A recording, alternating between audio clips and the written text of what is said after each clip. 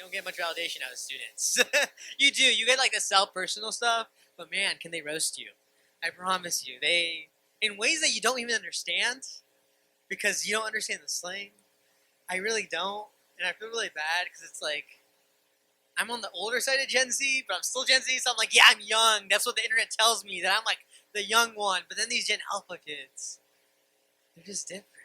They're just different. And then there's like the young Gen Z kids who are also very, very different, and it's weird because like they both exist at the same time. And yeah, that's where I'm at. But welcome, welcome. My name is Matthew Marroquin. I am a poet, performer. I do all the fun things. Whoa, you guys like poetry? No way, me too.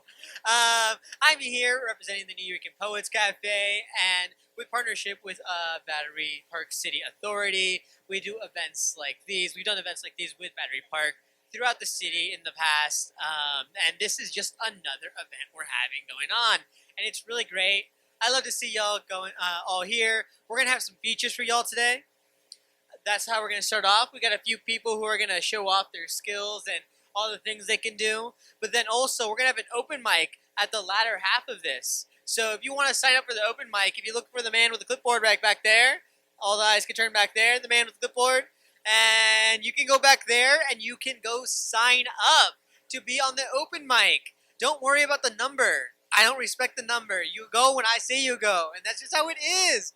But if you want to spit a poem, got a song, got whatever, you guys can sign up back there. You can also get our merch back there. We got New Eureka merch. And we also have free coffee because we were donated like Krispy Kreme coffee. So while supplies last, you can go get a cup of coffee. We got sugar and creamers there too. Go get some because we're not going to take it. Because like, go get it, please. Before we get started, just some ground rules, all right? Because that way things doesn't go into chaos or anything. When people are performing, if you guys are over here and like, oh man, I really need to use the bathroom. First off, bathrooms like that way, follow this path. You will see signs. I promise you'll get to it. But it's just like on the other side of this green lawn thing. And you can go use them. They're public bathrooms. They're as beautiful as New York City public bathrooms can be. I'm sure. I actually don't know the conditions. They're really clean here. Battery Park City Authority is on top of it, and we love it. I actually believe it because actually the park bathrooms are pretty good because they close them at night. But along with that, I forgot where I was going with this. Now I remember.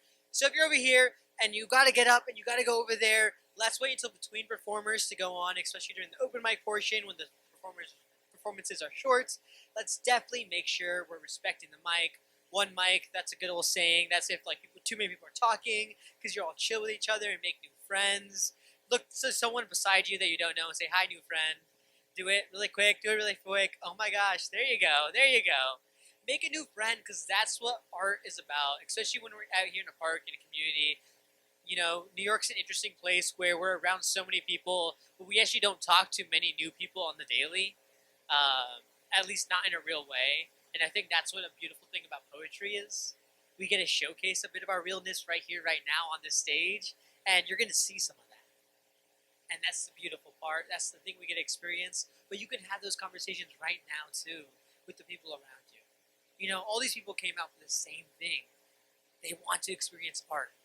And you get to experience it all together. And this might be the only time all of you guys are in the same, same room, same place, same being together, So that's something special. So give it up for yourselves for being here. Definitely something special. I'm just going to get us started and bring up our first feature because honestly, if I do a poem, I'll do it later. But we're going to bring up Daniel. Okay, Daniel, I'm going to read up your bio before you walk up. Don't worry. Daniel is a Honduran poet raised on the beans and based in the Bronx. I love that. Moved to the U.S. when he was in 2013. Rhyming in computer code, self-taught. He's a multi-talented genius out here. Visual artist, software developer, poet, and rememberer and storyteller, and a full-on jaguar of a heart. I promise. Let's bring up Daniel to the stage. Clap him all the way up.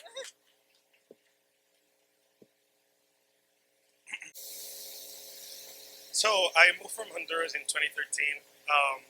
I forgot, like when my mom comes and visit, I forget that she's visiting because I live by myself. So sometimes I'm doing art at 2 in the morning, and she has questions about this, and this poem is kind of a conversation with her.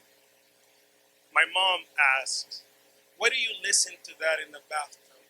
That being Chopin's funeral march, and I tell her, first of all, I'm not depressed.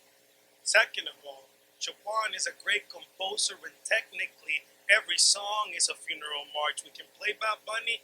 Titi me preguntó si tengo muchas novias. Hoy tengo a una, mañana a otra. And death still approaches steadily. That's beautiful. The clock is ticking. Chopin is playing. As I remember dog and cat cartoons as angels, and what killed them doesn't matter. I know death and I will never meet, so I smile as I hear death footsteps cosplaying a melody. I smile. That's my rebellion, Mom, just like bugs. My mom asked, "Hijo, ¿estás loco? Are you crazy?" Loco, crazy. What is crazy? Family, friends, or anyone vetoing your dreams with shame, bait, or blame? That's crazy. I, on the other hand, write my own story, and with Don Quixote, we act our reading, and our reading is virtue, and a virtuous man can't be bought, and a man who can't be bought can only be crazy to chained eyes. As a poet, I create, and in creation, I can be no slave. Locos ellos que quieren que mis sueños tengan dueño. I am unchained. My mom asked, "What do you feel when you read your poetry?" I feel like an impressionist. They used to paint light, not shade, never painting the same subject twice. My words are a landscape, and every performance is a new painting. My cadence is quick brushstrokes. My metaphors are colors, my accents, intonations. When I read my poetry, I feel like Claude Monet, like Renoir. I feel like Cézanne painting everyday life like a mirror to society. Except my reading, my writing reflects myself. And sometimes I don't want to look at it. Every word a glimpse into the shadow that adds depth and makes me feel post-impressionist, post-left ear, post-starry night, and I'm trying to avoid posthumous love. My post-traumatic gets exposure therapy, exposed to myself, that is. The unaccepted wounds, the shame disguised as pride, the trauma becomes vibrant, saturated consciousness. When I close my eyes, if I need colors, I speak them into darkness. I have orange, red, yellow, indigo. Turbulence becomes clouds. I cease to be a madman. When I read my poetry, I feel my heart beating and words flashing. I feel post-impressionist. I feel like Van Gogh not pulling the trigger. I feel alive. Thank you.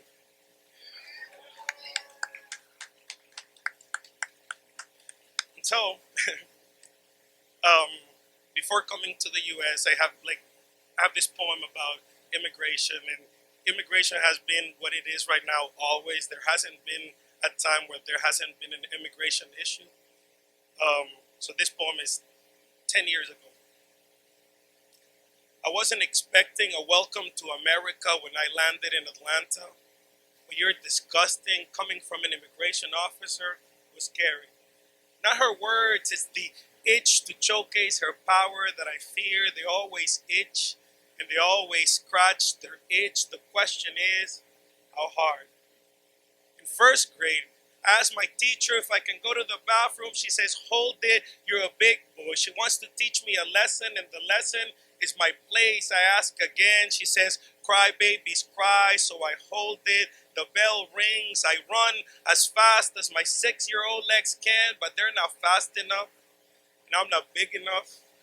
And it's always us, the ones who don't have much, who aren't enough. My mom cleans me in the school's backyard. She says, "Todo está bien, mi amor," as the cold water shames my body naked. The teacher sees me through the window. She never apologizes. They never do. They just scratch, and we don't have much. My mom sells Avon. My dad is a teacher at school. My classmates put markers in my bag, packed of judgment. The teacher believes the poor kid steals. The rich kids are victims, not mean. Their will takes your liberties, your meals, and the less you have, the more they take, the more they teach you your place. And they are people itching like the immigration officer saying, "You're disgusting." I apologize. She confuses my apologies with a question and clarifies, "You people are disgusting and only bring illness to this country." I apologize once more as she stretches her black latex gloves, elastic like my dignity, and says, "That's why I wear this."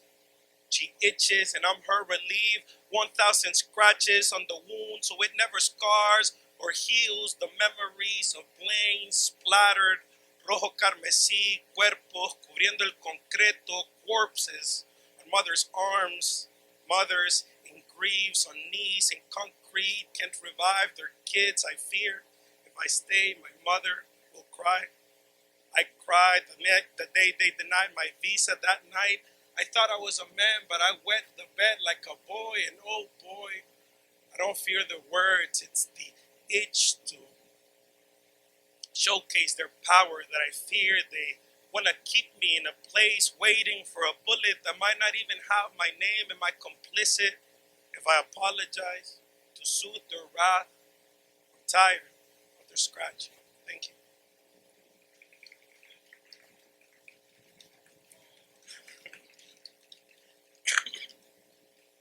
So I'm like, "Yo, I made it. We're in. Let me in, right? Life is so beautiful." And then I started finding like what culture actually is. Like, people don't eat the same things you eat. People live different lives. All this kind of stuff. And I became hyper aware of who I am, I guess. I remember many things. I remember the first time I had French toast. I remember wanting pizza because of the Ninja Turtles and ramen because of Goku and Naruto. But beans, there is no first memory. I love beans before words, before being aware. Beans always wear the mornings with propane gas stove hitting the griddle dough, stretch flat, bubbles rising, flour becomes tortilla, refried beans, sprinkled cheese, por mantequilla folded in half. Baleadas are my favorite breakfast at noon. The steam of boiling beans served as a clock, my mouth watering, preparing for the dinner. The Remy Ratatouille Albert Camus experience, the rebellion cuisine of combining flavors, pink onions and green peppers swirled and slide on oils with beans, a little bit of salt, and impressionistic art immortalized by mommy. I never heard anyone complain about their dinner, which means no one complained about their beans. Maybe we were just too hungry to notice. Our mother sustained us and loved us with beans. Have been happy, and all I wanted to eat were beans. Have been depressed, and all I had to eat were beans. To eat is to beans. To beans has no meaning without my loved ones. I find it funny. I've never thought of myself as a beaner. To beans or not to beans has never been a question. But when you ask me, does it bother you if I call you a beaner? You're looking for a reaction. It's a provocation. You want an altercation. I'm reminded I'm loved because what you're really asking is, does it bother you if I call you love, resilient, a dreamer? And the answer is no. It doesn't bother me to be loved, nurtured, a dreamer.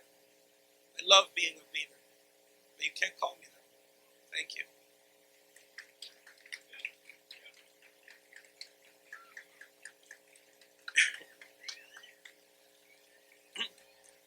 So, culture, seeing what like cops are, like getting stopped.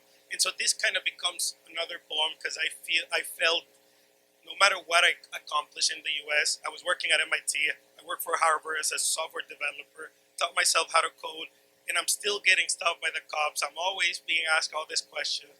And to be honest, poetry feels like the biggest rebellion that we have. And so this is my cops poem, I guess.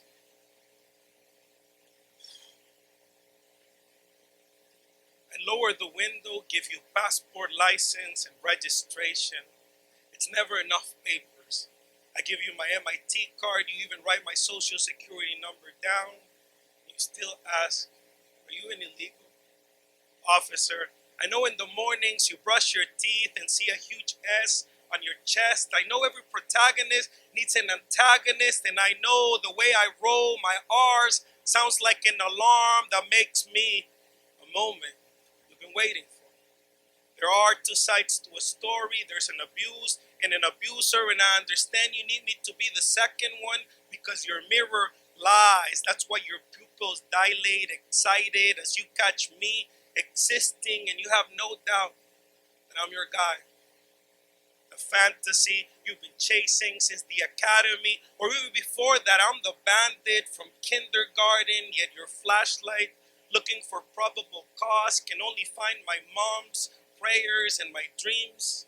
As if the cause wasn't my leather burned by 90-degree weather. Isn't the cause my south spilling spicy? The cause is not what I say, is that I say it with a mouth that refuses to turn the rumble off. The profiling is improbable, it's factual and systemic, and even though you're the threat and I'm in danger, your God knows better. You fight bad guys like Superman or braver.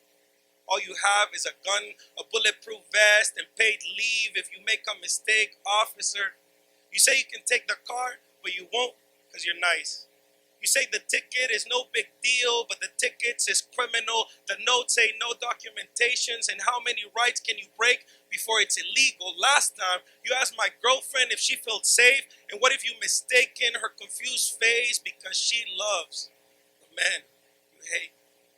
The other time, you stopped me, said I was speeding next to a school bus, trying to trip me, get me nervous. When you came to my house, cracked jokes about me escaping through the window while I'm trying to put my dog in a safe place because, officer, I'm afraid you'll find a reason to shoot her as well. And every time, everywhere, I have to stay calm because your eyes are constantly looking for the rot in my character. And if you can't find it, you will smell it. Even if you have to pull the trigger that will make my flesh ooze the putrid smell that reeks from your racist mind, the anxiety of sirens, state troopers on highways. I don't feel protected. I feel haunted. Officer, there aren't two sides to this story.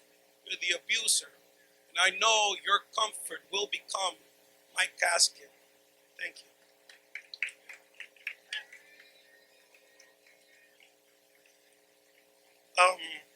So this poem, I would see people slam. I'm a slammer.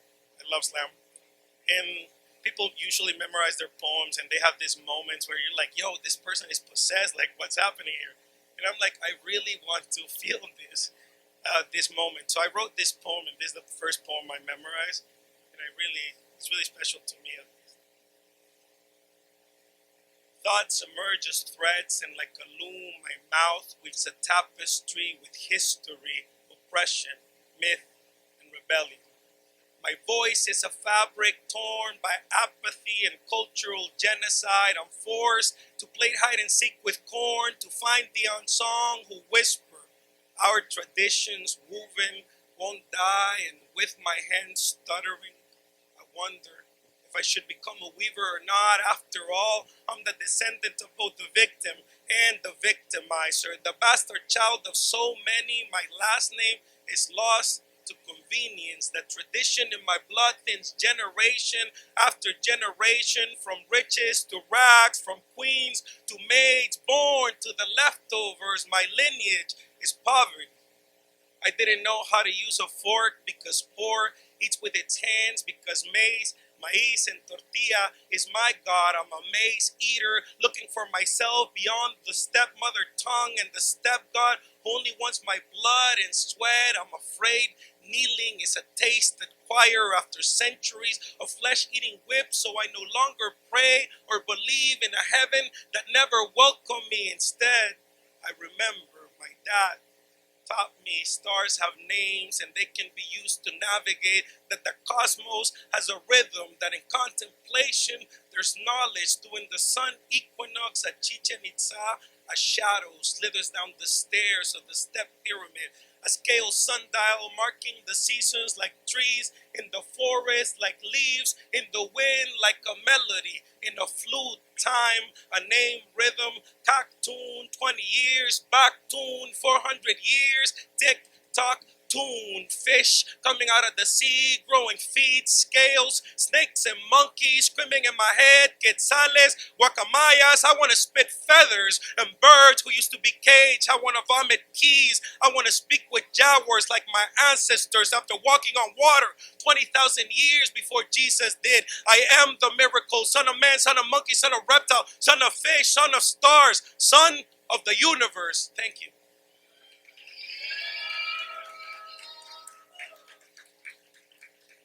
Give it up for one more time for Daniel. Just to reiterate, we got a couple more artists coming up and performing. Them Chihuahuas are going crazy, as they always do. But they're straight from Puerto Rico, so they got that fire in them, okay? Okay. We got an open mic after the features go. If you want to sign up, the list is over there. Look at the man with the clipboard. If you have not seen the man with the clipboard, go see the man with the clipboard. And yeah, we're going to bring up our next feature to the stage. So, Kaleo. Yeah, we're bringing you up. So, Kaleo, born and raised in Hawaii, shaped by the aloha and later refined in the concrete rhythm of New York City. Okay, graduate of the Culinary Institute of America. That's pretty interesting. Okay, wait. Like, I didn't know that. Wait, like, I'm, like, learning more things. Okay, rooted traditional and cultural practice, lived experiences. I knew that part. Bridges, islands, and city, and the stage, and the streets, and the masculine, and the feminine. Man, this bio goes crazy. It's a whole poem in here. Let's bring up Kaleo to the stage. All the way, come on, more energy. Let's go. There you go.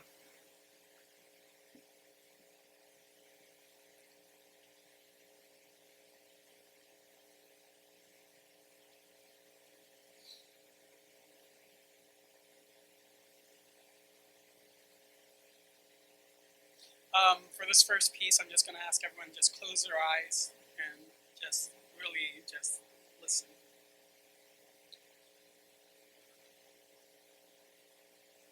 Shh. Listen. Not with your ears. Listen with the part of you that remembers before remembering how to name. Can you hear it? Not sound, but something older than sound. The cries of my people, not loud but lingering. The wailing of a culture that refuses to die quietly. The screams of saltwater blood that does not clot, just flows and flows and flows and flows through me. Listen, and maybe you'll hear it in yourself. Going to a Hawaiian school, we were told to line up. Outside the classroom, Kane, boys in one line, Wahine, girls in another. Two lines, one question, who will lead? Who will carry the oli, the chant on their back? Who will use their voice, kaleo? And every morning, silence, heavy, stretching, because no one ever wanted to be the first. Because to begin is to carry. To carry is to remember, and to remember is to become. And even on the days I decided, not me, not today, not this time, silence would stretch longer, longer, until it broke. And somehow, always, it was me.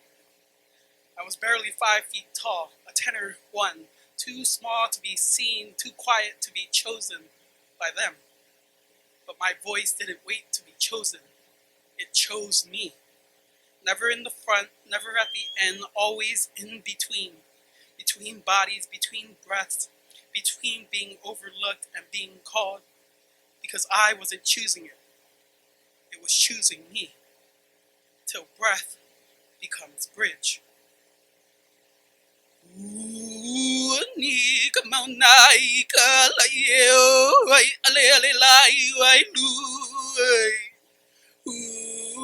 kia elai ka lani ka papa ai o ka vai kini lai elai no na lo ka ipu ha ka laula mau ka o ka pae mai pai ka leo he ole ka mai.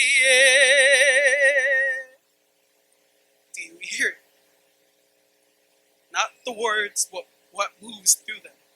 The centuries before the years, the wisdom before the age, the soul before the body. My voice, not louder, not stronger, just familiar. Like it had been used before. Like it remembered paths my feet had never walked. Like every time I opened my mouth, I wasn't speaking. I was remembering out loud. Iko olelo no keola, iko olelo no komake. In language there is life, in language there is death. But language needs breath, needs body, needs kaleo. We were taught past, present, future live in one. One sound, one echo, one voice. Kaleo, kaleo, kaleo, I kaleo, no keola, I kaleo, no kamake. In voice there is life, in voice there is death, and I stood in the in-between.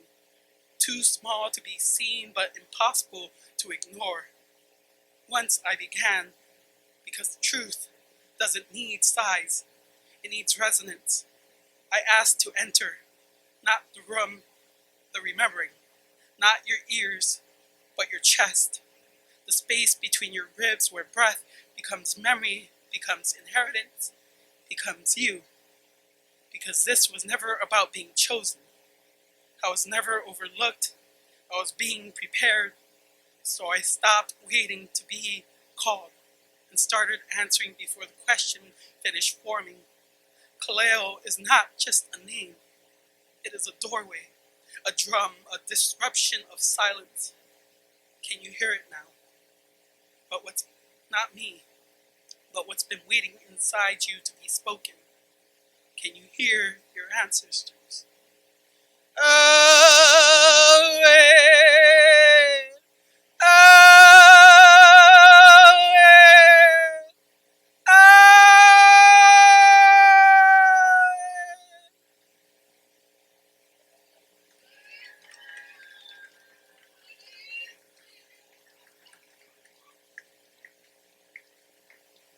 So that's a piece that reminds me of why I'm named Kaleo, why we do what we do as poets and as artists, and as human beings. We have this something inside of us called voice, and we must always use it to the best of our ability. Who here likes pizza? Who here likes pineapple pizza? Well, I don't know if pineapple belongs on pizza. Just don't call it Hawaiian. Cause what's Hawaiian to you ain't what's Hawaiian to me. You taste tropical, I taste colonial history. You taste sweet, I taste sugarcane fields where sweetness was twisted out of spines. You see vacation, I see occupation. You see palm trees, I see property lines cut clean through burial grounds like grief could be rezoned. You wear aloha shirts. I see uniforms, pressed, packaged, sewed, smiling while the hands that stitched them still don't rest. You ever bite into something and realize it's not fruit, it's labor? And pineapple don't belong on pizza, but more than that, it don't belong in the mouth of a world that swallowed us whole and called it paradise. They took the land, they took the language, they took our names, gave us back a flavor, a category, a topping, a button on an app that says, feeling exotic tonight? That's not...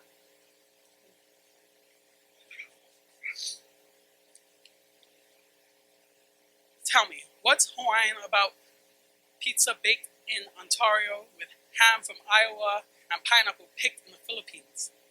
And we've seen this before. Black people have been said it. How you love the rhythm but silence the voice. How you love the culture but not the people. How you love the flavors but not the hands that bleed to make it. Brown, black, native, Asian, different skin, same story. Different seasoning, same theft. This ain't about pizza. It never was. It's how you take something sacred, strip it, flip it, brand it, sell it, and act surprised when we don't clap.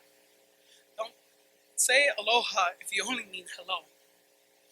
Don't wear my culture if you're allergic to my grief.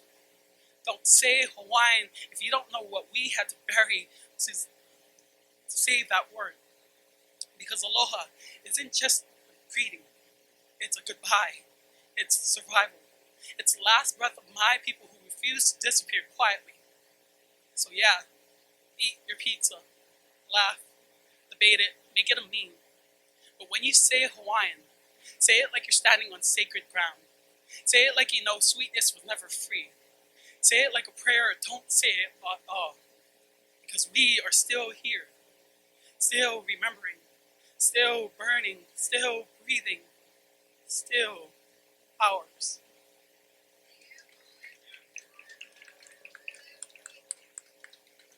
But really, still, eat your pineapple pizza. Just don't call it Hawaiian.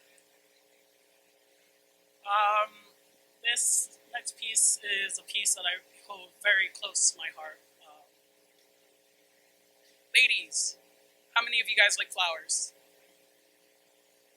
Well, boys like flowers too. But we were handed mirrors instead, told to shave off anything that looked like softness before it started looking like truth. We were never taught how to be men.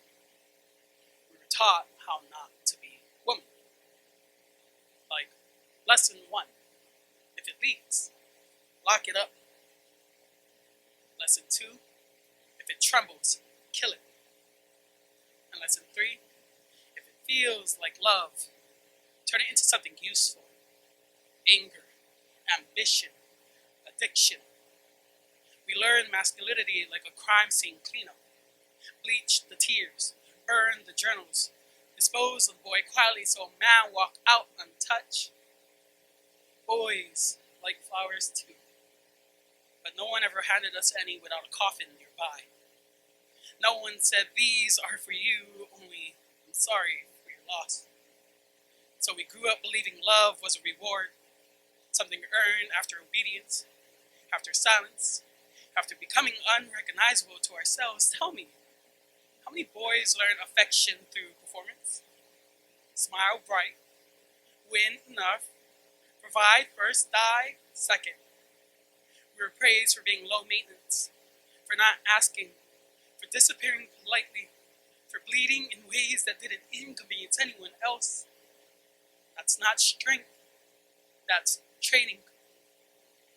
Boys like flowers too, but our hands were taught how to grip, not receive, how to hold everything together except ourselves. We became gardens no one knew how to tend to, overgrown with unmet needs, roots strangling the heart, petals rotting from the lack of touch. And when a boy finally breaks, they call it anger, they call it violence, they call it out of nowhere. But it came from everywhere. From every time he swallowed his fear, from every hug that never came, from every be a man that meant be alone. Who told us softness was dangerous? Who convinced us gentleness would get us killed? Who benefits from boys who don't know how to ask for help until asking looks like a threat? Boys like flowers too. They deserve to be celebrated while breathing, to be held without suspicion, to be seen without earning it. Because the opposite of masculinity was never femininity. It's vulnerability. And vulnerability scares the world that profits of a boy turning into weapons instead of human. So give flowers to the boy who learned love as survival, to the boy who confuses peace with boredom, to the boy who continues apologizing for taking up emotional space. Give flowers to the boys who are still alive, still trying, still blooming in silence. Men deserve flowers too. Thank you. Give it up one more time for Kaleo! Alright. So, I'm gonna hit y'all with a fun fact that you didn't ask for, but you're gonna get anyways. The ham coming from Iowa. I'm originally from Iowa. It's really real. There's about 4 pigs for every 1 person in Iowa. That gives you like a good reference for anything. Anyways, that's your fun fact for today. I hope you take that. Does anyone here know? Okay, it's National Poetry Month. Okay, so let's give it up for National Poetry Month. April. Does anyone here know about 30 for 30? Yeah, like give it a little raise hand. This is class participation, guys. Raise your hand if you know about 30 for 30. If you don't, it's okay. Okay, so 30 for 30 is this fun, cool challenge that poets did because I think we hate ourselves or something about it. I have no clue. But basically, you write a new poem every single day for 30 days on National Poetry Month. Anyways, I got a good poem out of today so far, so it's like a cool little thing. Some people do it different ways. Sometimes people journal for 30 days. Some people do a new little like drawing for every 30 days. I know some people who even like work on a single piece or a single piece of fiction or poetry and just edit it for 30 days. And I'm like, that's insane. Cool challenge. I've only done it successfully once. But, you know, I've attempted like 7 times. It's really tough. But now we're going to bring in Ave Maria, who's also from Hawaii. Like, okay. Poet and mathematician. Okay, there's some cool things in here. Using the voice to help others despite the pain. Woman of God, a daughter, an educator, and a soon-to-be published author. Okay, okay. Let's bring up Ave Maria. Let's go. How y'all doing? Y'all good? So I talked to my grandma. Nope, that's not true. I talked to my grandfather the other day. And it's so funny because I'm from the Caribbean, although I'm from Hawaii, like I'm Caribbean.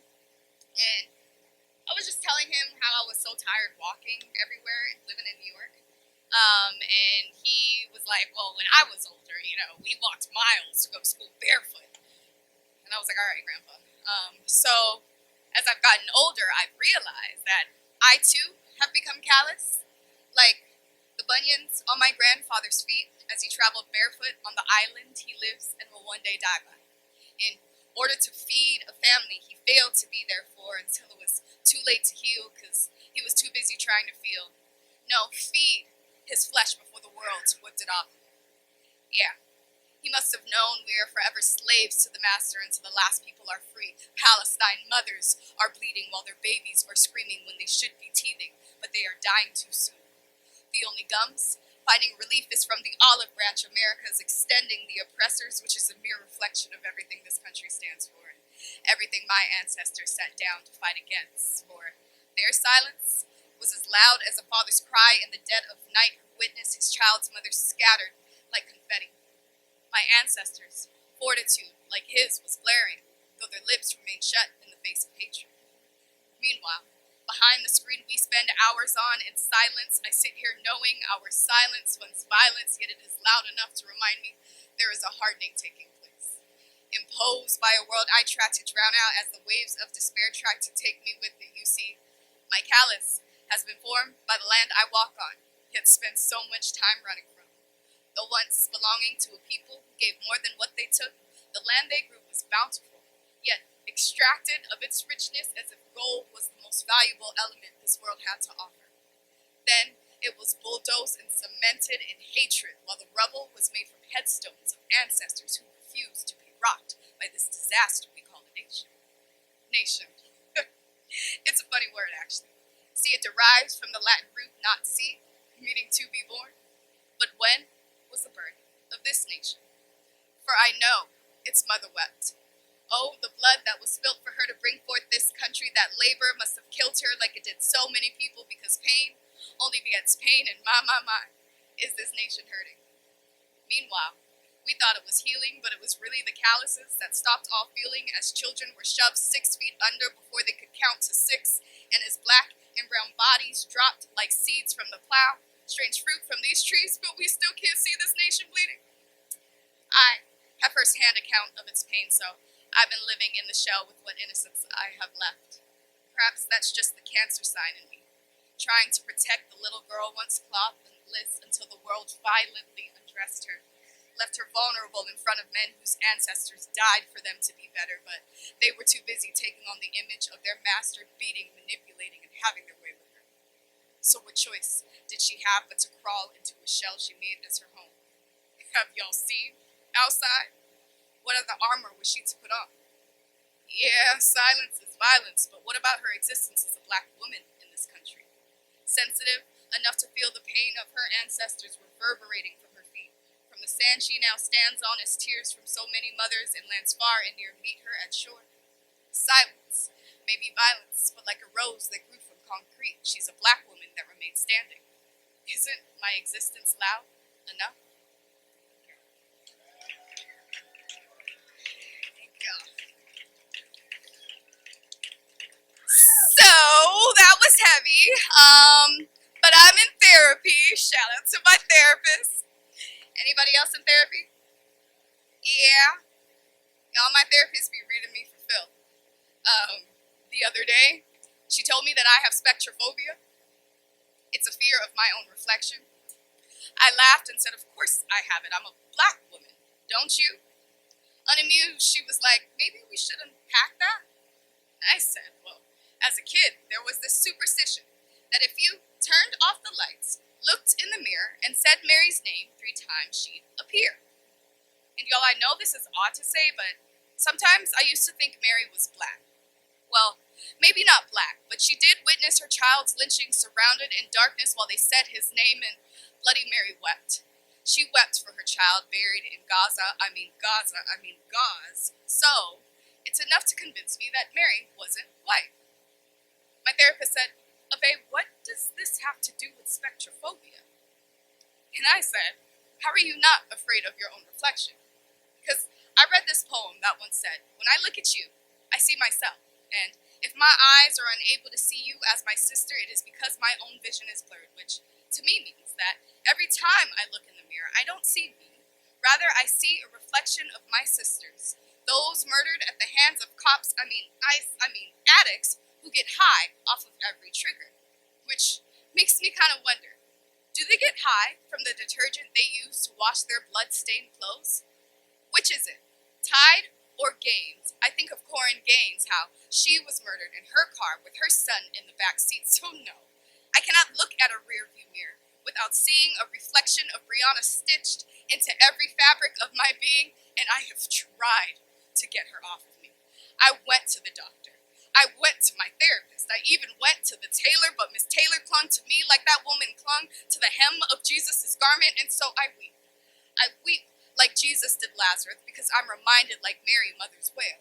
Surrounded in darkness while we say their daughters' names as they dress bodies for a casket, but those bodies were once temples. Those temples are now rubble. So yes, each time I look in the mirror, I can't help but to see America reflected as a battlefield. Because it doesn't matter where you look or step, those bodies are all minds, parts of me, parts of my sisters, scattered as blood mixed with tears that America uses to harvest for salt, and yet somehow this country is still tasteless. It's weak, unappetizing, it's bland. I think of Sandra, how her tears season my fears. Tell me, how do I look in a mirror without seeing my necklace turn into a noose? Of course, in this world full of darkness, I am afraid of my own reflection, but unlike that superstition, I do not have to say their names 3 times for my sisters or their bloody mothers to appear. I see them in every mirror I look into. And my question is, why don't you? Thank you. Thank y'all. So this last piece, a lot of my pieces I feel are like, I don't know, outward. And so this is an inner one, y'all. This is vulnerable. I don't really do this. This is new shit. Thank y'all. So bear with me on this one, okay?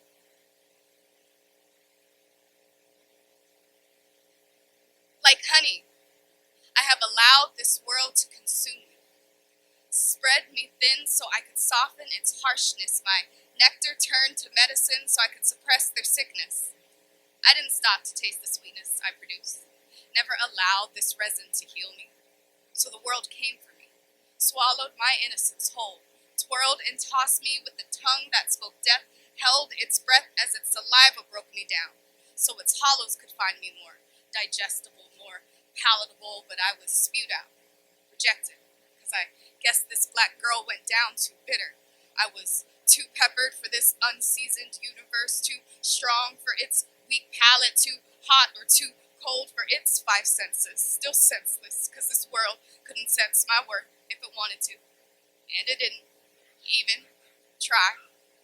Instead, I was stripped to bare bones, left to lie naked, groomed to be mammy, stuffed only to be sucked so this world could feed from my bosom. I was broken, while they broke in, knocked down my walls, carelessly shattered this heart to pieces. Couldn't piece it together if they wanted to, and they didn't even try. So I stood on a subway's platform edge, hoping death would unburden me from the breaking buried in the belly of bereavement. You see, I was grieving the woman I thought I'd be by now. I thought maybe if I let this life go, I'd find her. Maybe the strength she was supposed to carry was composting in the soil with her ancestors. Maybe the raging resilience would come from the waves my people drowned in. Maybe the light I was meant to exude could only be reached from the heavens. I thought maybe if I jumped, this spirit finally learn to fly. But as the subway made its appearance, my feet laid heavy, as if it were weighed down by the strength of my mother's prayers, as if her tears, her mother's tears, and all who came before them were collected by the tons to keep this life afloat. Somehow, that subway carried their message: baby, it is not time to extinguish your light. And in that moment, I stepped back, and I finally tasted the goodness of those who poured into me. I finally consumed everything I so freely gave, and like medicine, their words healed this broken heart. Their prayers coated its cracks with sweet resin, which means their honey is quite literally coursing through my veins. So when I bleed in poetry, know that I have turned the bitterness of this world into something more sweet, something more digestible, something more decadent. And if you spew me out, if I lie rejected, well, I wasn't meant for you, and I know that now. What I thought was a breaking was simply poetry birthing through pain. So go ahead. Allow this nectar to heal you. As it falls from my lips, sweet like honey, I give you permission. Taste and see, I give you permission to let it nourish you. Let it pour into you, give life to you in all the ways it has for me. Thank you. Way to go, Ave Maria! Alright, we got an open mic. Does anyone else want to sign up before I start this? We're going to start in a little bit. I'm going to give it a little time. Give you all a little opportunity. Also, we have some time. So I'm going to read a poem or two because, you know what's really interesting? First off, remember I said the 30 for 30s because we hate ourselves a little bit? No. It's not really not. Something I read the other day, or not really just the other day. I've read this before, but it always hits me around this time.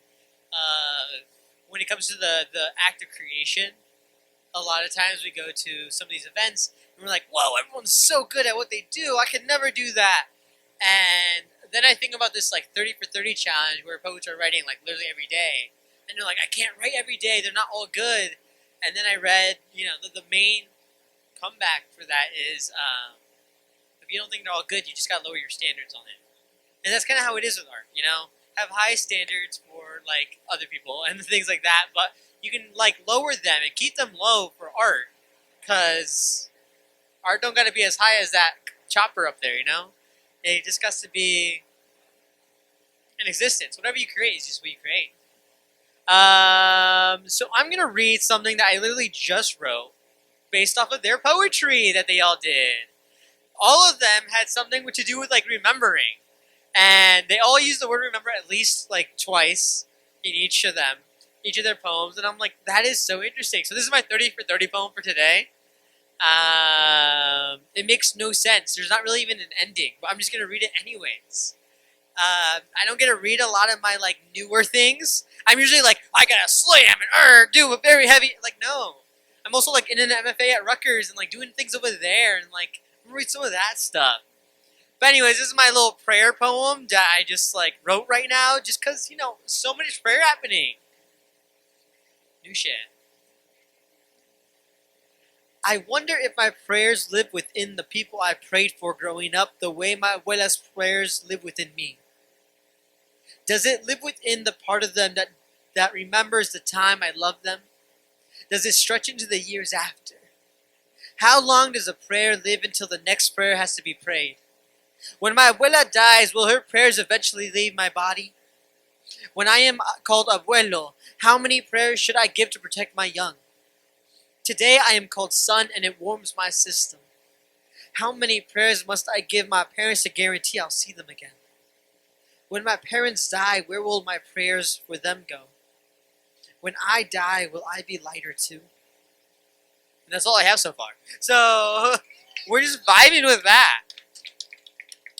So I'm gonna do some more like traditional form. I'm teaching a class at Rutgers. I'm a professor at the same time going to like grad school. It's a fun little duo of things. I'm teaching a class called World Forms, so I can teach you guys about a new form from around the world. I teach them once a week a new form. Isn't that crazy? Isn't that cool? And so I just been doing a lot more form work and things like that. So I'm gonna read this one because I don't think it will go good at any slam anywhere. At an open mic, maybe. But you know what? You're just gonna hear it because I haven't actually read it out loud yet. So it's just a weird little like form that collects along the way.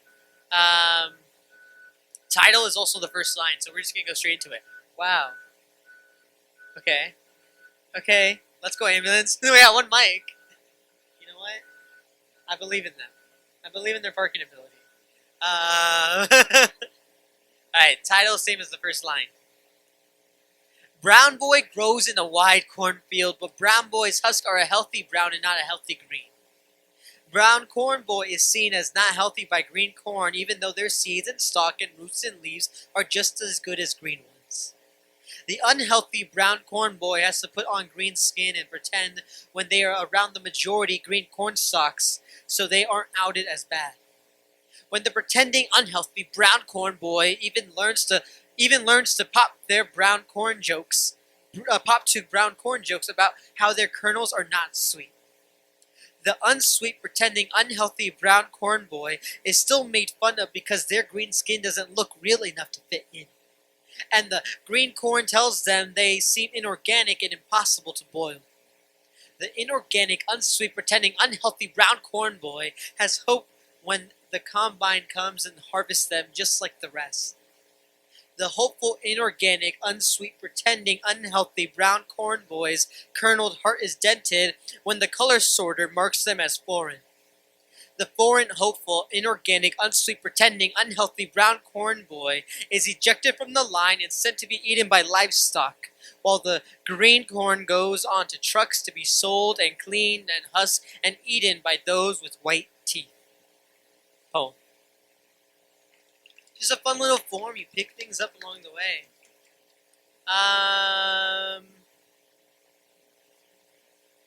We're going to read this one. Because a couple more and then we're going to start the open mic. How about that? This one's called Sensitive Locations, because why not? This one's just kind of fun. I have a war in my mouth.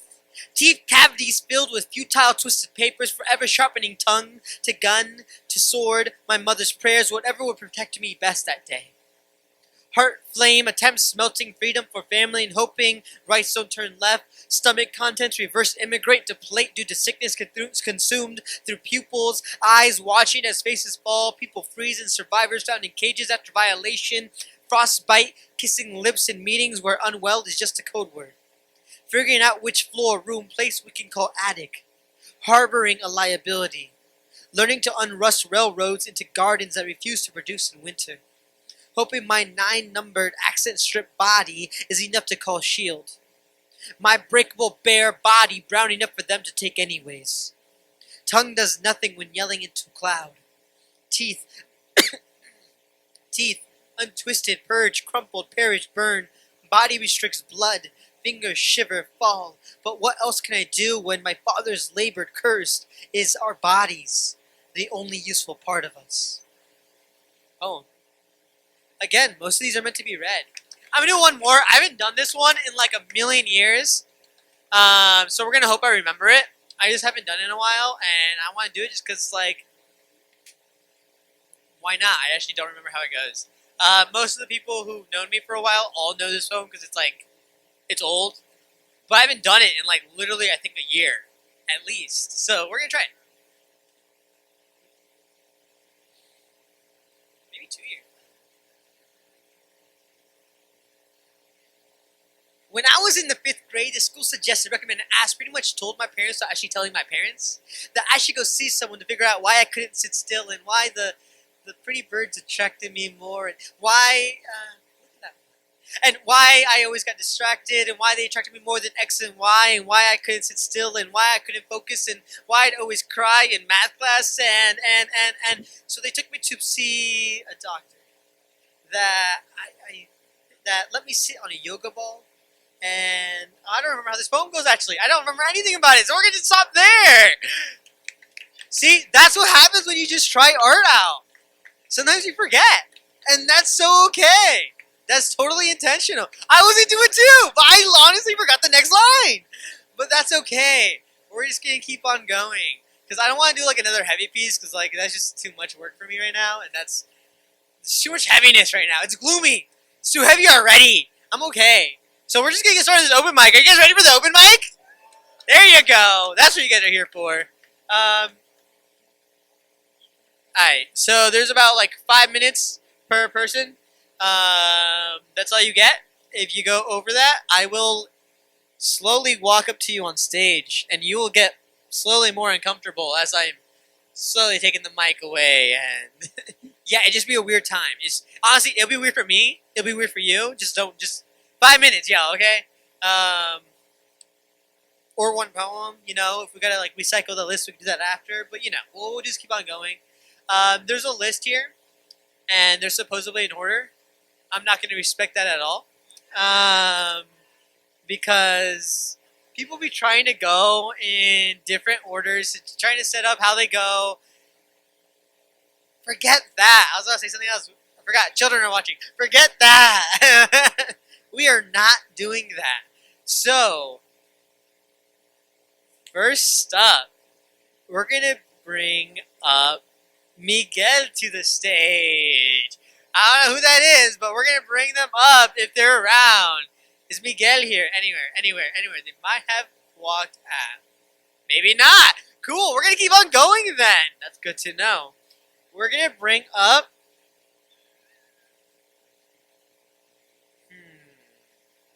Let's do this guy.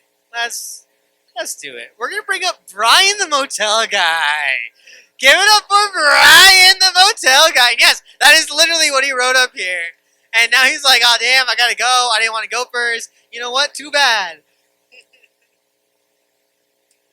Give some claps. Give some claps. Give some claps. Give me claps. Not that kind of clap. You see what I did there? I'm sorry. That I usually don't. Anyway. When I say where you at, you say right here, where you at? Where you at? Where you at? Good. I'm glad to know where you are. That's wonderful. Hi, my name is Brian the Motel Guy. I've gum in my mouth. What do? I wasn't planning this. I'm gonna. Please don't put this in the wash, Brian. Don't put it in the wash. Okay. New shit or old shit? Oh, thank you. Yeah, dude. This city is great. Give it up for New York City, y'all. I'm from over there. You know what that is? Thank you, Ron. That's New Jersey. That's Jersey City. Shout out Jersey. I'm going to go there later. But not before I give you a piece. Do you want something new or you want something tried and true? New or tried and true? That rhymes. Okay. I grew up in a motel. This is about that.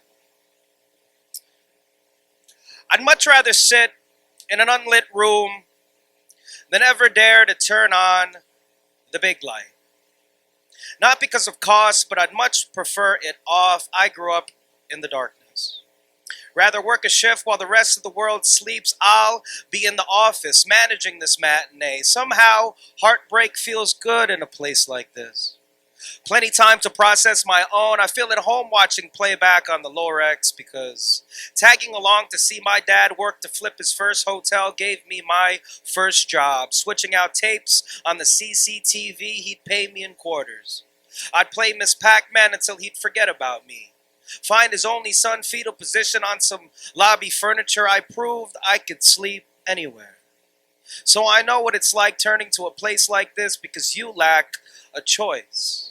Visits to check on business turned permanent. It was no sweet life. I proved I could sleep anywhere just as long as I did not turn on the big light. Eyes played chase the roach with every shadow. This was no sweet life, no lounge for mom to sing in, so her bug of choice was more crowd friendly. A short shot to the veins meant a strung out staycation. No Zach and Cody, only Edwin and Alabama. Infatuated with pro wrestling well into my adulthood after those Iron Man matches on Edwin's twin double beds. Leg drop off the corner table turnbuckle. Him and his sisters moved out before I could unify the belts. I believe in witchcraft because Alabama was a self-proclaimed Wiccan and would pluck out your arm hair in the middle of biology and claim it was for a spell. I never knew his real name, like he never knew consent. He disappeared the semester after next. Guess it was less spell, more hex, huh? Cursed with trusting way too easy just to fill the void of those who left, huh? Cursed with being comfortable with scraps. I have honey bun induced nightmares. Dressed like the bug I'd known to show the internet, flipping the channels to PBS. I think because when the scrambled porn used to get boring, there was always PBS. My peripheral catches movement in the bathroom. I hold everything but my breath. Discover the lounge lizard drown me like the water bug I am again. The rest is up for analysis. I've let the women in my life hit me just to feel the paralysis again. I teach people not to throw rocks at my haunted house because those aren't ghosts you see in the window. They might be a reflection of you one day recently. A new love tried to shift my spirits despite me, saying, if you want to travel far, you have to travel lightly. I'm trying. With every year I shed pieces of me I've been hiding. So if there's anyone out there still in some self-imposed darkness, at the count of 3, we turn the big light on. 1, 2. Thank you. Okay. Do I still have time? All right, for one more poem. New. We did new. We'll do tried and true. Thanks. Okay. One more. Okay.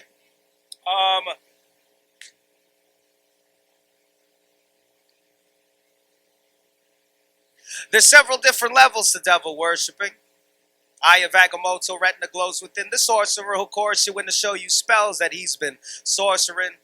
Let the show begin. I'll spin a tale like Herman's whale, but hold your dorsal fin. Zizu and Cousteau seek to know with heavy strokes of Chindle.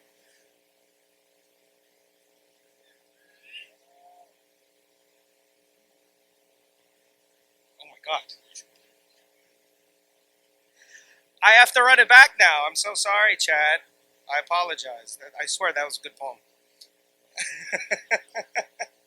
I got it. There's several different levels to devil worshiping. Eye of Agamotto, retina glows within the sorcerer who course you in to show you spells that I be sorcering. Let the show begin. I'll spin a tale like Herman's whale. Now hold your dorsal fin, Zizu. And Cousteau seek to know with heavy strokes of chin the windows. Your explorers browse and down my lords as hoax of men poke. Around my leather bounds, the middle's where the monsters be. You flipping crypto. Bitch, I'm kicking crypto. Zoology. Scholars scoff until I'm sketching skeletons from memory. These sessions take as long as the next Michaela Membe. You heard of Chupacabra? I had dinner with him Wednesday. He said, you like goat? I said, I am one. Let's be friendly. Skated with the Jersey Devil Thursday at the Temple. Prudential. Performed my axle. Thought I had potential. He said, go back to basics. That my bunny hop was finer. Then we argue about it after over eggs at Top's Diner. When the bill came, I felt lame. I'm the one that summoned him.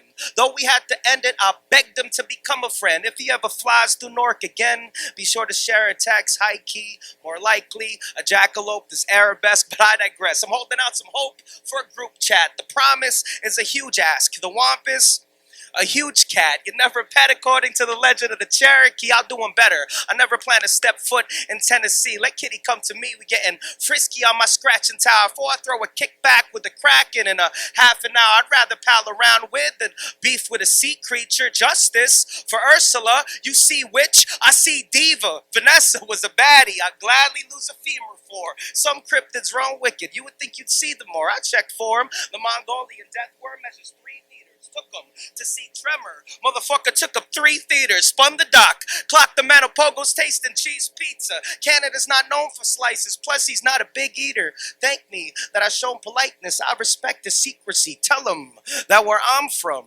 people don't believe in me. Peace to the Mothman. I see the lights we lost and receipts we stored, whitewashed away by the bleach we pour. Let it soak, embedded in these folk tales that reach seashores. Trauma caused by colonizers, conquest, conquistadors, the Pistaku from Peru. Keep children up at night.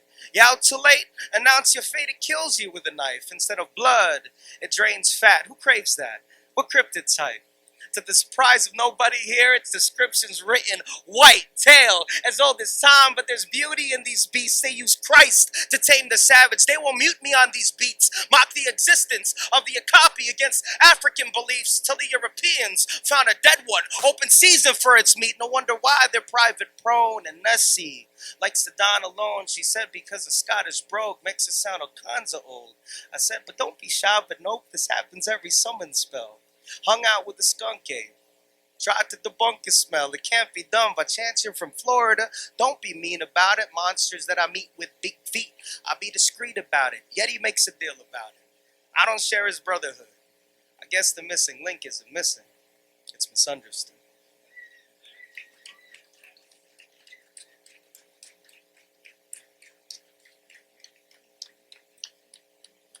I feel like there's so many things I have to Google after that. Like, there's also mad Jersey in there. If you're not from Jersey, you didn't get some of those things. But it's okay. It's okay. Go try Top Steiner. Anyways, we're going to bring Habib to the stage. Let's go, Habib. Let's go, let's go, let's go. And give him some time on the mic.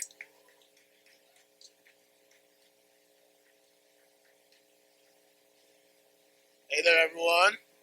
My name is Habib. I got, I think, 1 or 2 poems here for you guys. This one is called I Am.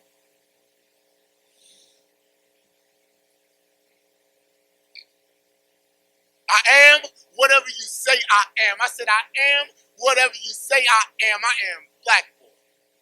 But before Black Boy, I was just boy. A baby bewildered by bodies in hospital smacks, mocking me, talking in baby sounds like they never developed complete diction. Clowning me for incomplete sentences means that since I was born, people loved talking down to me. I am tolerant. I am pushover. The infinite definition of double standard. When I was 12, my white friends played ding-dong ditch. But no one told me if I ding-dong the wrong door, I'll end up in a ditch. I am survivor. Black boy be myth. I am legend. Will Smith with the willpower to kill the stage before I get killed today. I am corpse. I am zombie. Because me walking down the sidewalk is a spitting image of the walking dead. I wrote my first will at 18. And when I was a freshman in college, I was asked if I even wear sunscreen. I said, no. I don't need a UV of 10 to remind me my skin burns every time you look at it. When I was in college, when I was 23, then I understood. I saw them at work and someone said to me, I could have sworn you went to Howard. I said, unfortunately, no. I'm not Black College. But I am Black and went to college. Ain't that a miracle? Ain't that a blessing? I am anomaly, a deviation to the mean. I am token. I'm sore thumb stuck out. I am extra. 8-ball corner pocket square. I am tuxedo. I am tie. I am black. I am black tie. I dress up because I refuse to be put down. I am worn. I am grocery store hazard sign. Proceed with caution. I am aisle 7. Means I code switch, but some days I slip into a rage. I am Snake. I'm Severus Snape. I'm misunderstood. I'm Slytherin with the heart of Gryffindor. Why bother? I'm magical martyr. I'm Habib Potter, the black boy who lived with no Dumbledore, just dumb enough to test their magic wands. Got police batons. I am brutality. I am brains battered, pain splattered, eyes shut, pitch black. I am death's worst nightmare. The Grim Reaper's biggest bully. He should be scared of me. I am scared. Scared for my mama, scared for my children's mama, scared for my future wife. Scared that me raising my life and raising my voice will cause her to raise a family without a father. I am afraid. I am palms pressed. I am certain. I am certain I won't make it out alive. I'm spirit. I am soul. I am speaking from the bottom of my heart. I am whatever you say I am. I said I am whatever you say I am, because if I wasn't, then why would I say I am? I am poetry.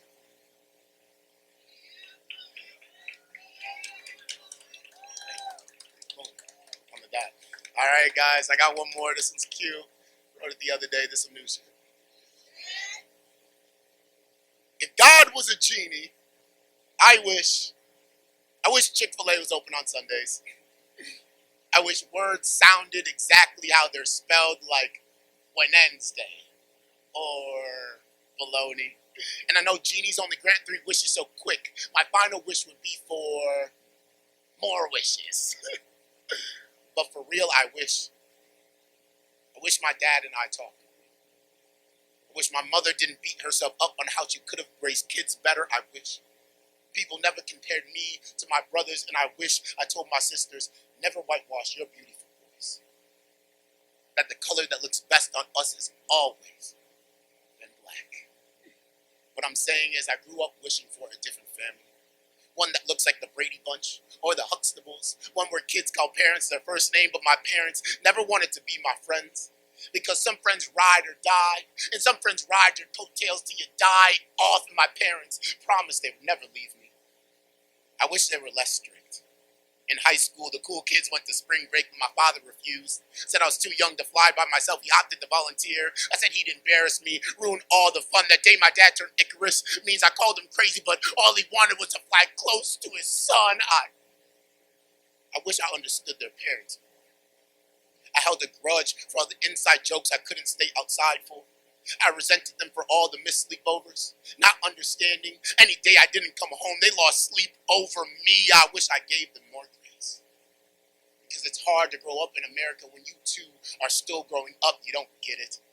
My parents came to start over, from scratch, from rags to ESL class, dreams of upper middle class where you drive a G-class and fly first class. They remember their first class. How can you forget your first class? They came in with broken English. Now it spits out perfect. All I know is broken Yoruba. Y'all, I wish I would have asked. I wish I embraced the culture. I wish I didn't trade in jollof rice for Jolly Ranchers. Foo-foo for Fruit Loops that my mom stew should never be replaced with Frank's Red Hot. They say be careful what you wish for the power of the tongue can make a wish come true. And if God is a genie, doesn't that make us the lamb? Inside of us are wild dreams bound by the fabric of our imagination. Our prayer mats are the magic carpets. Our hopes to bedazzle the Arabian night sky. See, if you look close, there's a brave new world of ways you could wish upon a star. I wish Santa was real. I wish pigs could fly. I wish you could hold on to your youth like that one stubborn wisdom tooth. But for real, I wish my parents knew how much I care. That I love our life's journey for all of its road bumps. My siblings are annoying. But I wish they never change. My family is perfect. Just the way they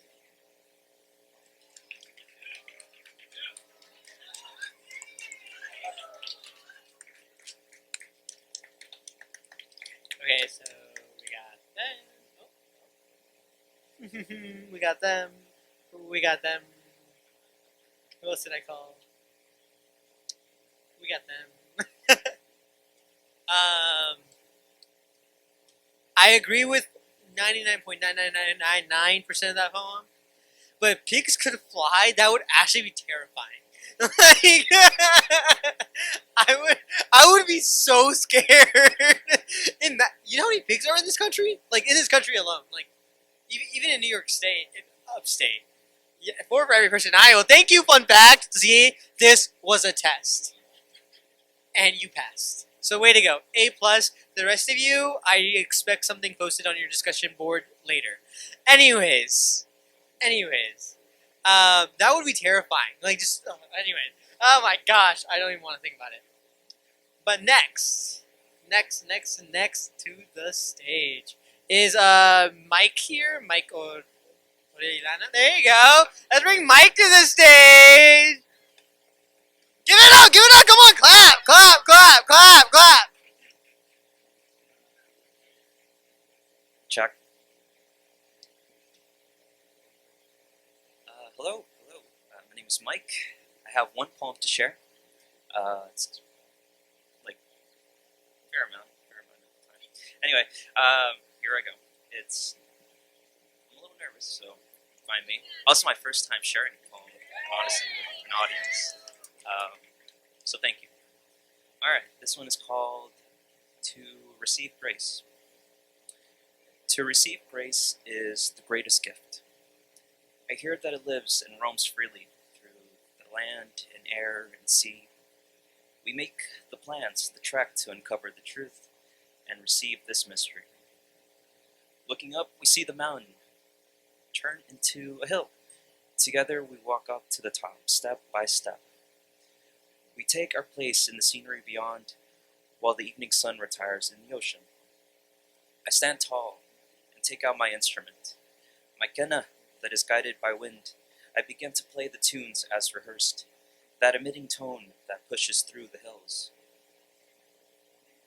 The sands, the grass, the still sea, the clouds, those too. I play and summon the winds all around the land, the sound that guides the birds, the flocks, the town, the children, the parades, the celebrations, the blues, the lost, the found, the loving and the forgiven. I look up and see the harmony that has been built from major thirds and major fifths, wild leaps and elegant crescendos, embellishments and ornaments that mix and feed the scenery, our home. But overwhelmed by the mystery, I close my heart and look away. While right ahead and out on the shore, despite crashing waves and all the dissonance, you, with arms extended, chase the sun, swimming freely. Okay, that's the poem. Thank you. Wow. I remember my first time doing a poem. Oh wait, do I?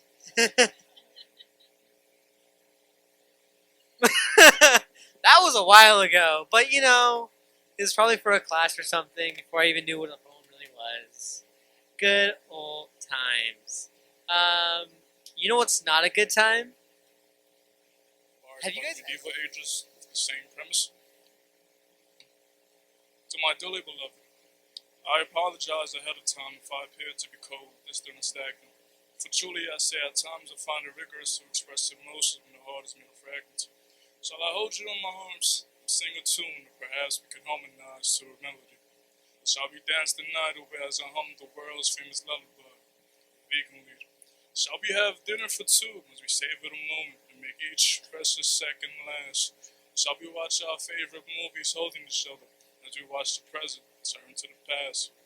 Shall we go for a stroll or a hike, or sit aimlessly side by side? Shall we sit near the ocean bay as the breeze passes our face and feel the relaxation of the tide? Oh, for one day I hope this comes true, as I look to the one above us for his blessings. For I shall love with the love that is grander than love that will make love feel loveless. Your smile warms my heart and brightens my day in times of despair. Your sweetheart and tight yet delicate embrace from my very essence and breath of air. The seraphs watch over us, the moon guides us, yet I feel safer in your arms. Whenever I'm around you, there's a sense of calm. I write this knowing of yesterday and how time flies. I write this knowing of the present times. Yet, I know nothing of tomorrow, for tomorrow was made for some. For all we know, tomorrow may never come. Thank you.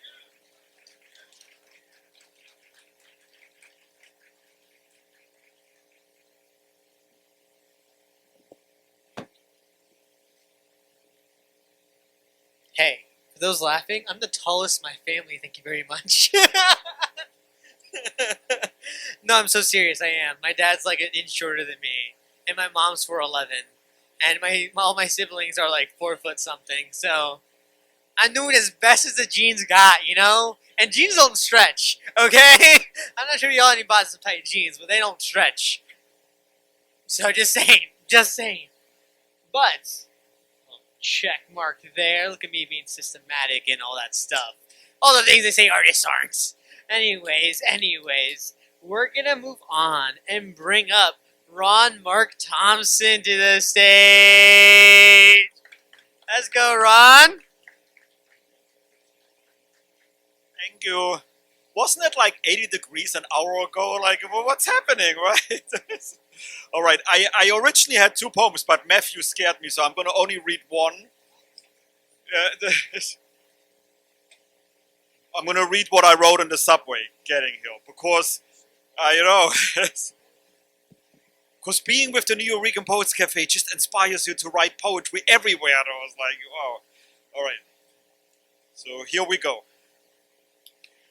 What if we dropped flowers and roses on the people of Iran instead of dropping bombs and destroying hospitals and schools in the name of war? Flowers in every imaginable color instead of the gray, sinister look of bombs.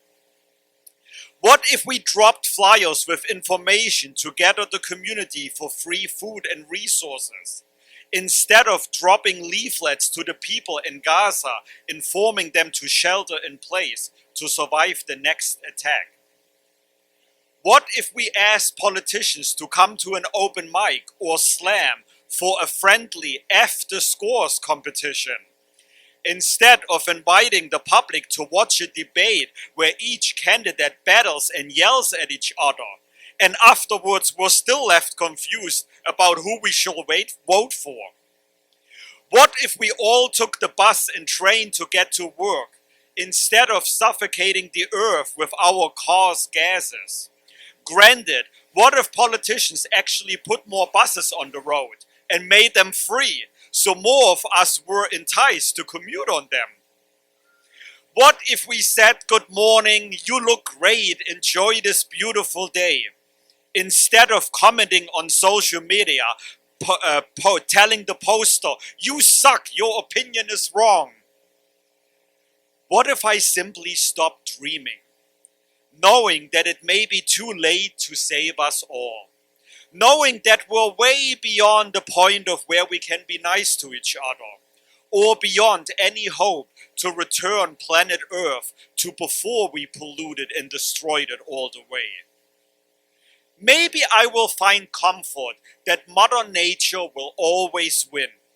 I will find solace knowing that once we suffocated from our exhaust and verbal and physical attacks, once we made our planet uninhabitable, once we cancelled each other out and were all gone, I have a feeling that our planet will continue to go on after humanity is gone.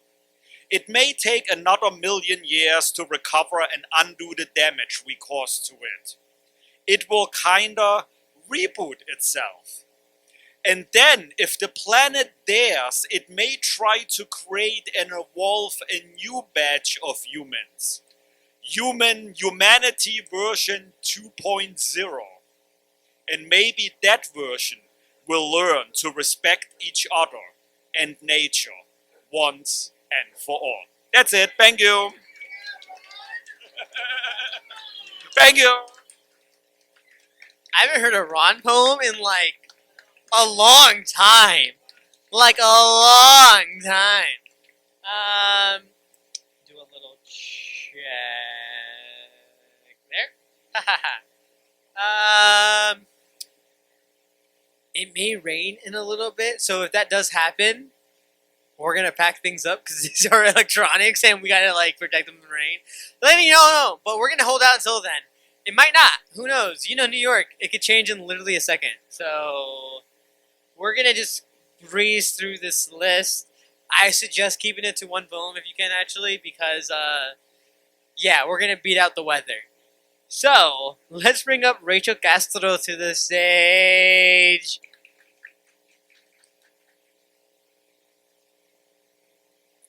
Hello, hello, hello. So I haven't been to an open mic since the Marroquin was actually last open. So it's kind of nice being back right now. The title of this poem is the intro. Curious to learn, craving the story of my life. Try to get to know me. Watch as I leak, staining the sheets, leaking the wounds from all past traumas. Gaze as I gush out all my pain. Pierce through me as I heal myself onto these pages, spitting my truths of survival, a bleeding artist, streaking these keys in an attempt to mend myself, the only way a poet can. Flip the page. You'll see a porcelain pillar, and you may wonder, porcelain, how can it pillar? Weak enough to crumble when impacted, life hits hard, don't you think?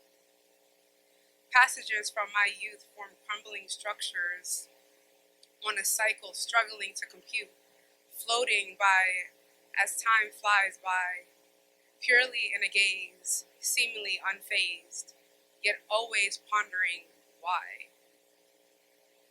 Why? Another title from my youth. Poetry forever drawing up solutions for me, painting upon canvases, bandaging myself anew, resolving the unknown troubles that's all pending traumas, turning pages to the new. I have another. Can I do another? That was short. Okay. Thank you, thank you, thank you. Okay. I'm gonna read this one because the tearjerker this gentleman over here had me on made me think about my mom, and I wrote this about my mom. So,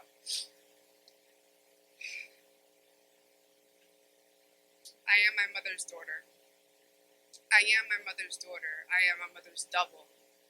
I doubled her troubles. I doubled her struggles. When the going got too rough, I pilled her up.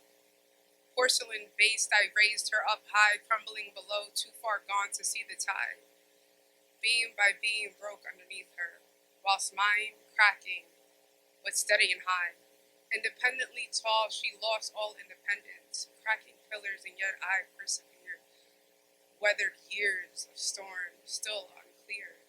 And when the days grew too dark, I passed her my light as my world went dark.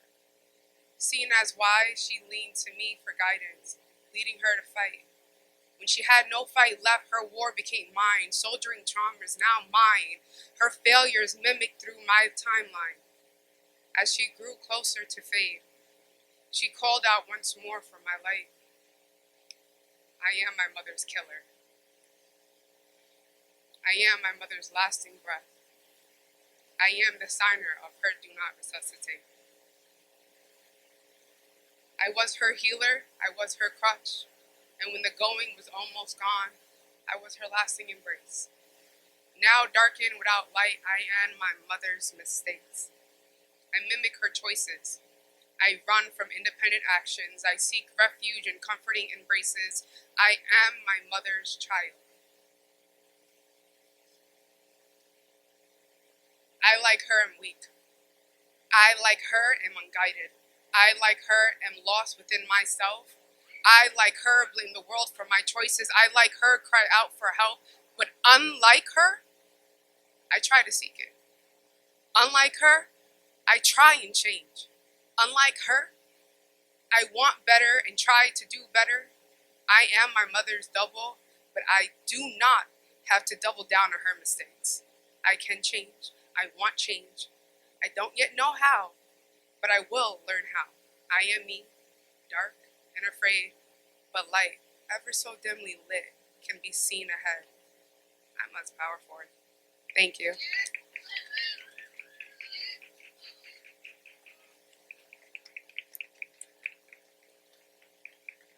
We're gonna just keep on going through. Let's bring up Mish to the stage. Mish, the order. Get on up here. Give it up, give it up, give it up. My knees are starting to feel it, so that means rain's coming. So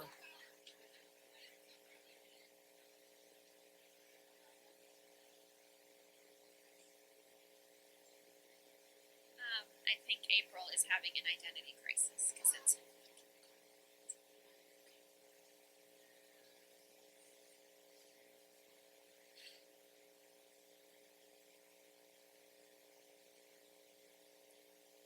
I have had many vocations, but I started off as a lover. And you were best friend turned best fit, humble man turned husband. Strangers to partners, we left our homeland but found hope in each other.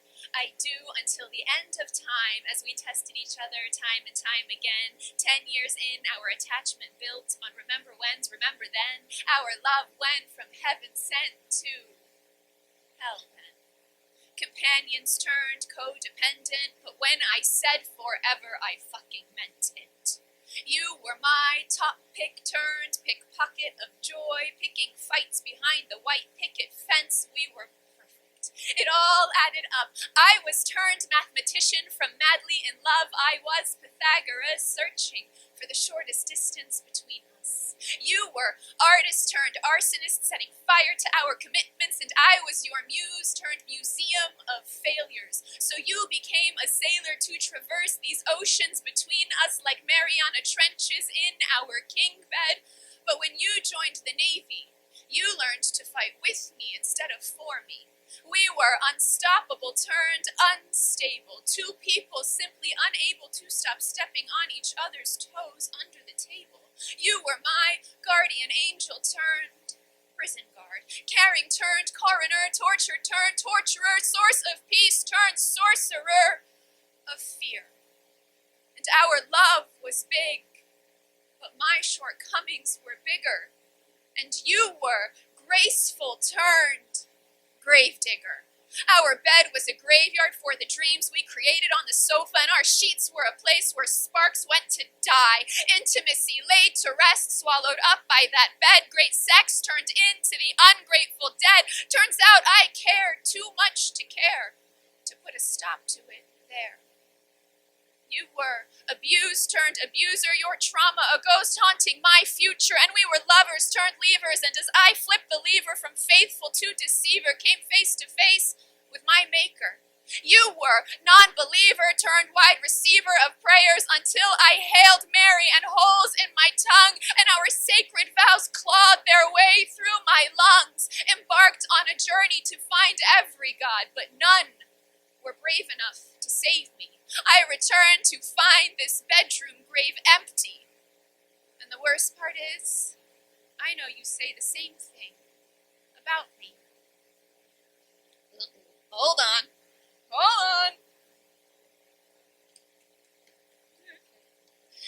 There we go. Worst part is, I know you say the same thing about me. You were show-off turned shoveler, buried the dreams of this lover girl. You were married man turned martyr, distant turned farther, darkness turned darker. Now I am determined turned divorcee, praying on our bedroom grave, and they say that graveyards are a place of death, and maybe that is true, because this bedroom is where you killed me, and where I killed every memory of you.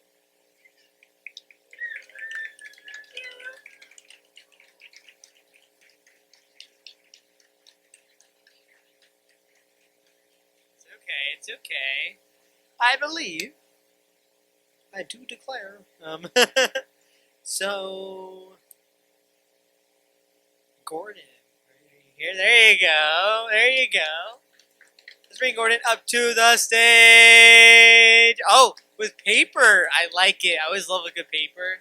Prefer it over phone. Hey y'all. So I've not performed this before. It's for a showcase, so if you want to imagine dancers and music, you can, because that will be a part of it. Okay, so this is called the Peluia. We are the Peluia. the gatekeepers of the living, and we welcome you to the dance floor, where you must get down and you must dance.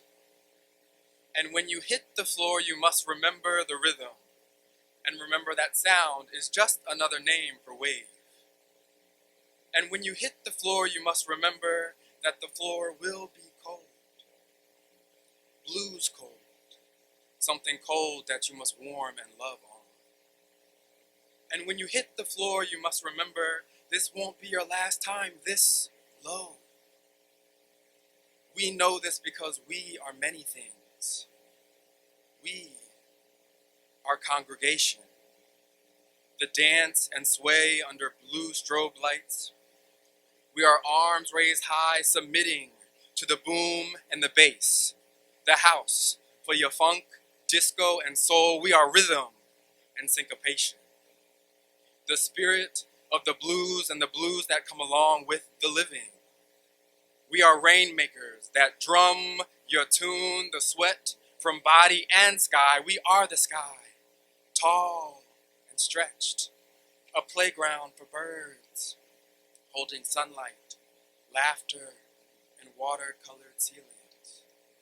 We carry clouds and brew storms, and like rain, you will fall. And for you, we will cry loud as thunder and embroider stars on our backs to guide you home to ocean. We are ocean, wide and deep, holding all of life in us. We are the children of waves that you run to and crash in. You will sail and be wrecked, and we will be both lifeboat and kraken, ready to rescue and fight. Should you choose to rise from the foam, you will rise from the loam. We are loam, an ancient and fertile soil, blue-black, the color of the cosmos, the black before the blues, the subsurface friction to both sovereignty and slavery. And when you strike earth with your woes, may it be life-giving. May it give you life. Don't you see? We are the renegades who dream of your freedom. For we see how empire wishes to wipe away your memory and your movement, your rhythm and syncopation. And because of this, we welcome you to the dance floor. We welcome you to the dance floor. We welcome you to sweat into the water you are made of. We are Lake's Edge, muddy and full of life. You are Lake's Edge, muddy and full of life. We welcome you to step into the water you are made of, and we are life, as you tell it. We are the sound of blue bottle trees in Appalachia that rattle in the wind. We are the howl of yesteryears, and we hum for your protection. We hum for your protection. We hum for your protection. And when greeted by night, you must remember your rhythms. You must remember your songs. You must remember that sound is just another name for wave, and that waves give children something to run to and crash in. You will find us at the mouth of your river, at the delta of your true home. We will wait for you to pour into the blinding turquoise ocean. We will hum for your protection. You will sail and be wrecked, muddy and full of life. We welcome you to step into the water you are made of. You will not see what's up ahead, but you must enter the ocean anyway, like children to waves. Be brave and unafraid.